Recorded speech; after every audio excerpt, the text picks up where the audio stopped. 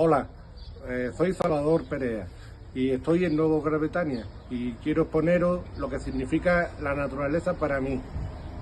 La naturaleza es como si fuera mi madre, ya que no la tengo, se me fue hace ya algún tiempo, pues me ha adoptado mamá naturaleza, que es como si fuera la madre no solo mía, sino la madre de todos.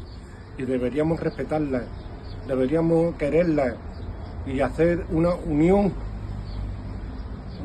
y fuerza para mantenerla con vida.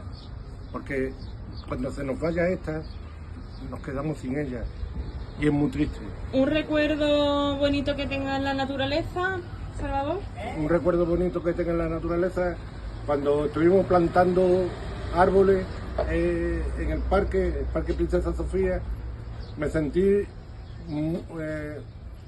un ser útil y estuvimos plantando como locos árboles a tutiplay y me gustaría que esta experiencia la compartiera con otros ciudadanos de la línea.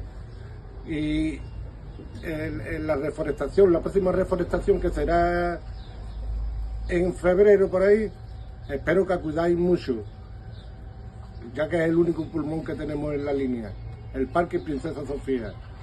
Necesitamos voluntarios, no solo en febrero, sino el resto del año, para regar los árboles, para quitarle la hierba, para abonarlos y para dar cariño a los árboles, ya que tanto nos dan.